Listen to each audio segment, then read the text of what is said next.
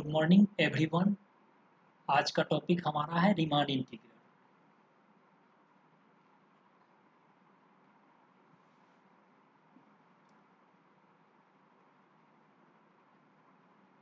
मैं Praveen Kumar, assistant professor mathematics science and humanities, Saharsa College of Engineering, Saharsa. आज हम आप लोगों को रीमान इंटीग्रल के बारे में कुछ जानकारी देंगे या बताएंगे। हम लोग उस पर चर्चा करेंगे आपस में मिलजुल कर।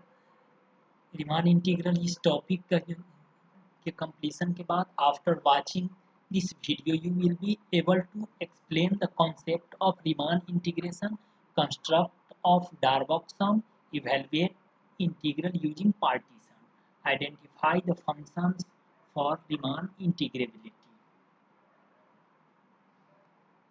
Introduction इसका developed by Bernhard, Riemann integration provides a formal approach to finding the area under the curve. इसमें हम क्या करते हैं, कोई भी फंक्शन, कोई भी बाउंडेड फंक्शन लेते हैं। बाउंडेड फंक्शन फंडामेंटल कॉन्सेप्ट के अंतर्गत कोई भी हम बाउंडेड फंक्शन लेते हैं जो कि एक एक जो ऐसे इंटरवल में लेते हैं। तो इस इंटरवल को हम क्या करते हैं, पार्टीशन करते हैं by inserting n points insert करके उसको हम पार्टीशन करते हैं। पार्टीशन करने के बाद हम देखते हैं कि आई एच सब इंटरवल हमारा इस टाइप का दिखेगा, x i minus one two x I. And norm of partition भी हम लोग इस तरह से ले लेते हैं। और जैसा कि मैंने कहा, फंक्शन हमारा बाउंडेड है फंक्शन, तो सब इंटरवल, इस सब इंटरवल में हमारा फंक्शन बाउंडेड ही होगा। ठीक, हमारा फंक्शन इस सब इंटरवल में बाउंडेड होगा।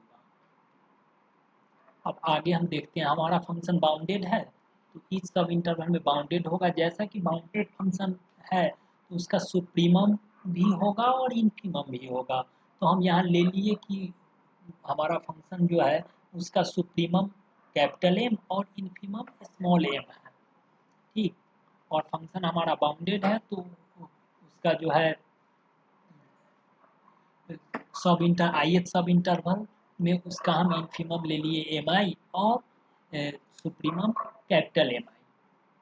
ओके, फिर इसके बाद हम देखते हैं कि हमारा जो है सुप्रीमम जो है सब इंटरवल के सुप्रीमम से छोटा होगा या बराबर होगा।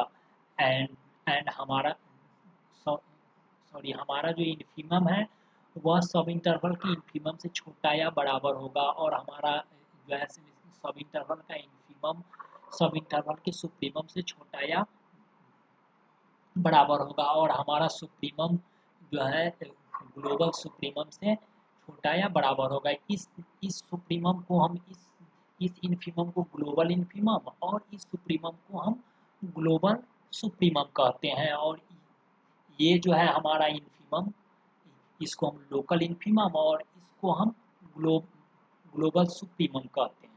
इसमें जब हम डेल एक्स आई से मल्टीप्लाई करके समेशन लेते हैं, इट मीन्स एक्चुअल में हम क्या कर रहे होते हैं कि जब हमारा ए से बी कोई सब इंटरवल है और ये हमारा फंक्शन जा रहा है, फंक्शन का ग्राफ है, इसके थ्रू हम समझते हैं। फंक्शन के ग्राफ में हम क्या करते हैं कि सब इंटरवल को पहले हम पार्टीशन करते हैं। तो यहाँ पर हम पहले एक पॉइंट्स डाल करके फिर इसका जो है एरिया निकालते हैं। आप लोगों को पता होगा कि रेक्टेंगल का एरिया ए इंटू बी होता है।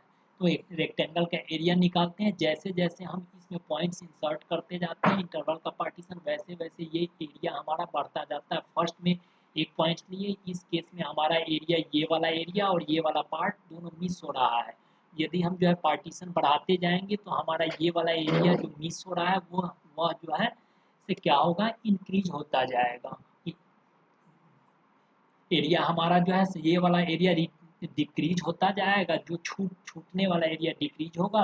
और जो हमारा जो एक्चुअल एरिया जो होना चाहिए अंडर द कर्व, वह हमारा एक्चुअल एरिया की तरफ जो है बढ़ता चला जाएगा। सिमिलरली जब हम ऊपर से सब इंटरवल बनाते हैं, ऊपर से जब हम पार्टीशन डाल करके ऊपर से रेक्टेंगल बनाते हैं, तो हमारा कुछ एरिया, ये वाला एरिया और ये वाला एरिया बढ़ता जा रहा है। कॉन्सेप्ट हमारा सेम होगा, रेक्टेंगल के विड्थ इनटू लेंथ जो है ना लेकर के हम इसका एरिया फाइंड आउट करते हैं। यहाँ पर दो रेक्टेंगल बना जिसमें हम देख रहे हैं कि इसका एरिया लेने पर ये वाला पार्ट अधिक होता जा रहा है। जैसे जैसे हम इसमें सब इंटरवल बढ़ाते जाते हैं, हमारा एरिया जो है क्या होता है कि एग्जैक्ट एरिया की तरफ जो है घटता जाता है। इस तरह से हमारा समेसन सारा हो गया और समेसन करते गए। अब ये जो समेसन होता है, जब इसमें हम समेसन जो होता है, तो इसमें हम क्या करते हैं, जब हम लोअर साइड से जाते हैं, लोअर साइड से समेसन करते हैं इन nth पार्टीशन का, तो उसको हम लोअर डार्बॉक्स सम कहते हैं। जब अपर साइड से करते हैं nth पार्टीशन पे, तो हम उसको अपर डार्बॉक्स सम कहते हैं। फिर आगे हम देखते हैं, जब उसमें जो है लोअर डार्बॉक्स सम को हम n टेंस टू इन्फिनिटी ले लेते हैं, इट मीन्स जब हम अपने पार्टीशन को इनफाइनाइटली जो है इनफाइनाइट पॉइंट्स इंसर्ट करके जब हम अपने पार्टीशन को रिफाइनमेंट करते हैं, तो रिफाइनमेंट करते जाते हैं n टेंस टू इन्फिनिटी तक, तो हम देखते हैं कि हमारा जो है से lower Darboux some lower Riemann integral में बदल जाता है और अपर डार्बॉक्स सम जो है अपर रीमान इंटीग्रल में बदल जाता है। मीन्स हम लोअर, इसी को हम अपर रीमान इंटीग्रल कहते हैं और इसको हम लोअर रीमान इंटीग्रल करते हैं। यदि हमारा लोअर रीमान इंटीग्रल और अपर रीमान इंटीग्रल दोनों यदि इक्वल हो जाता है, इन दैट केस हम क्या करते हैं कि हम कहते हैं कि फंक्शन जो है हमारा वह रीमान इंटीग्रेबल है, अदरवाइज फंक्शन हमारा रीमान इंटीग्रेबल नहीं है। अब हम एक एग्जाम्पल लेकर के यहाँ देखें। एग्जाम्पल हमारा बहुत सिंपल है, f x is equal to constant function हम लेकर के पहले देखें, सिंपल एग्जाम्पल के थ्रू अप्रोच करेंगे, फिर जो है से मतलब टफ एग्जाम्पल की तरफ बढ़ेंगे। यहाँ पर सिंपल एग्जाम्पल में हम देख रहे हैं कि हमारा इंटरवल ए से बी है, कोई भी जो है एनी इंटरवल ए से बी है, जिसका हम क्या किए, एन पॉइंट्स डाल करके एन पॉइंट्स इंसर्ट करके उसको हम एन इक्वल सब इंटरवल में डिवाइड किए हैं। ठीक, उसमें हम देखें क्या, del x i is equal to b minus a upon n and x i is equal to x zero plus b minus a upon n into i. I h sub interval x i minus one से x i हो गया, और infimum of F x is equal to M I is equal to C, supremum of F x is equal to M I is equal to C हो रहा है। इस तरह से जब हम L P F it means lower Darboux हम calculate करते हैं तो C into B minus A होता है। सिमिलरली जब हम अपर डार्बॉक्स सम हम कैलकुलेट करते हैं, तो हमारा जो है सिमिलरली जब हम अपर डार्बॉक्स सम कैलकुलेट करते हैं, तो हमारा क्या हो जाता है कि सी इंटू बी माइनस ए हो जाता है। जब हम इसका सिमिलर जैसा कि मैंने कॉन्सेप्ट में देखा हम लोगों ने, उसमें जब हम लोअर रीमान इंटीग्रल कैलकुलेट करते हैं तो यह भी सी इंटू बी माइनस ए हो जाता है, और अपर रीमान इंटीग्रल हमारा भी सी इंटू बी माइनस ए हो जाता है। और यहाँ हम देखते हैं कि लोअर रीमान इंटीग्रल और अपर रीमान इंटीग्रल दोनों इक्वल है, इसलिए हम f x is equal to c function को रीमान इंटीग्रेबल कहते हैं। It means f x is Riemann integrable function. अब दूसरा एग्जाम्पल हम यहाँ पर ले रहे हैं। यह एग्जाम्पल हमारा जो है f x is equal to one for rational number and f x is equal to minus one for irrational number. इसमें हम जो है मतलब देखते हैं वे ऑफ अप्रोच हमारा सेम रहेगा, जैसा कि हमने जो है फर्स्ट एग्जाम्पल में किया, कॉन्सेप्ट में देखा, सेम वे ऑफ अप्रोच के साथ हम इसमें भी गो थ्रू करेंगे। जब हम इसमें गो थ्रू करते हैं तो इसमें हम देखते हैं कि लोअर डार्बॉक्स हम ए माइनस बी हो जाता है और अपर डार्बॉक्स हम बी माइनस ए हो जाता है।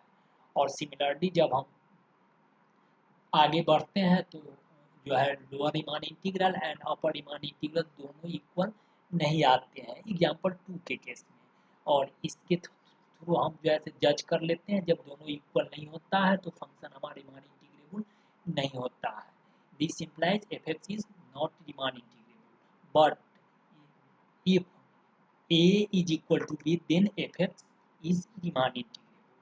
If a not equal to b then fx is not Riemann integrable. Okay, एक चीज याद रखना है, a यदि b के इक्वल हो जाएगा तो फंक्शन रीमान इंटीग्रेबल होगा, a not equal to b होगा, इन दैट केस हमारा फंक्शन fx रीमान इंटीग्रेबल नहीं होगा।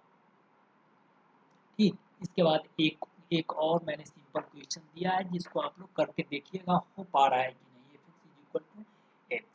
ठीक, अब ये जो है से summary. In this video, you have learned about the Riemann integration, Darboux sum, evaluation of Riemann type integral, recognition of Riemann type integral. इस वीडियो के थ्रू आप लोग Riemann इंटीग्रेशन के बारे में समझे, Darboux sum निकालना समझे और क्या होता है Darboux sum समझ गए हैं।